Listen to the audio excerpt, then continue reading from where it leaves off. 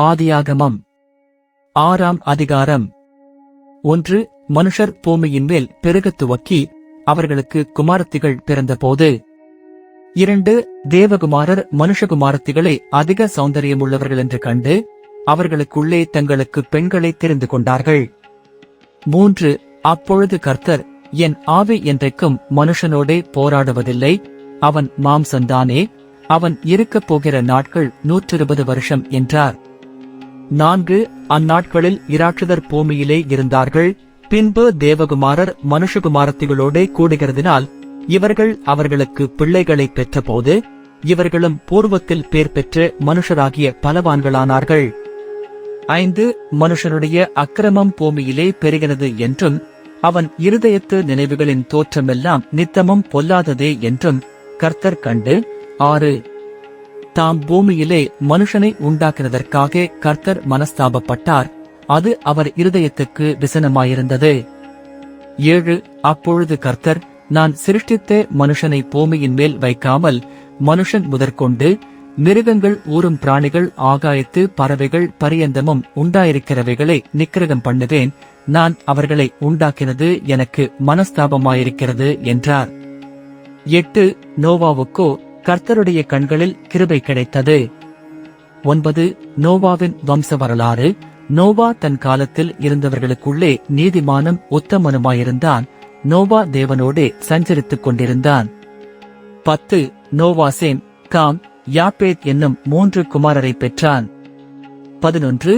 பூமியானது தேவனுக்கு முன்பாக சீர்கெட்டதாயிருந்தது, பூமி கொடுமையினால் நிறைந்திருந்தது. 12. தேவன் பூமியை பார்த்தார், இதோ அது சீர்கெட்டதாயிருந்தது, மாம்சமான யாவரும் பூமியின் மேல் தங்கள் வழியை கெடுத்துக் கொண்டிருந்தார்கள். 13.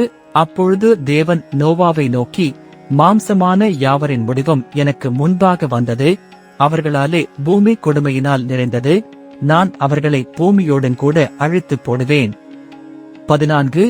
நீ கொப்பேர் மரத்தால் உனக்கு ஒரு பேழையை உண்டாக்கு, அந்த பேழையிலே அறைகளை உண்டு பண்ணி அதை உள்ளும் புறம்புமாக கீழ்பூசு. 15. நீ அதை பண்ண வேண்டிய விதம் என்னவென்றால், பேழையின் நீளம் 300 முழமும் அதன் அகலம் 50 முழமும் அதன் உயரம் 30 முழமுமாய் இருக்க வேண்டும். 16. நீ பேழைக்கு ஓர் ஜன்னலை உண்டு பண்ணி மேல்தட்டுக்கு ஒரு முழத்தாழ்த்தியிலே அதை செய்து முடித்து பேழையின் கதவை அதன் பக்கத்தில் வைத்து கீழ் அறைகளையும் 2ஆம் தட்டின் அறைகளையும் 3ஆம் தட்டின் அறைகளையும் பண்ண வேண்டும். 17. வானத்தின் கீழே ஜீவசுவாசமுள்ள சகல மாம்ச ஜந்துக்களையும் அழிக்க நான் பூமியின் மேல் ஜலப்பிரளயத்தை வரப்பண்ணுவேன், பூமியிலுள்ள யாவும் மாண்டு போம். 18. ஆனாலும் உன்னுடனே என் உடன்படிக்கையை ஏற்படுத்துவேன், நீயும் உன்னோடே கூட உன் குமாரரும் உன் மனைவியும் உன் குமாரரின் மனைவிகளும் பேழைக்குள் பிரவேசியுங்கள். 19. சகலவித மாம்சமான ஜீவன்களிலும் ஆணும் பெண்ணுமாக வகை ஒன்றுக்கு ஒவ்வொரு ஜோடு உன்னுடன் உயிரோடே காக்கப்படுவதற்கு பேழைக்குள்ளே சேர்த்துக்கொள். 20. ஜாதி ஜாதியான பறவைகளிலும் ஜாதி ஜாதியான மிருகங்களிலும் பூமியில் உள்ள சகல ஜாதி ஜாதியான ஊரும் பிராணிகளிலும் வகை ஒன்றுக்கு ஒவ்வொரு ஜோடு உயிரோடே காக்கப்படுவதற்கு உன்னிடத்திலே வரக்கடவது. 21.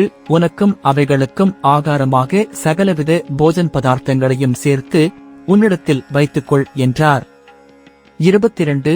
நோவா அப்படியே செய்தான், தேவன் தனக்கு கட்டளையிட்டபடியெல்லாம் அவன் செய்து முடித்தான்.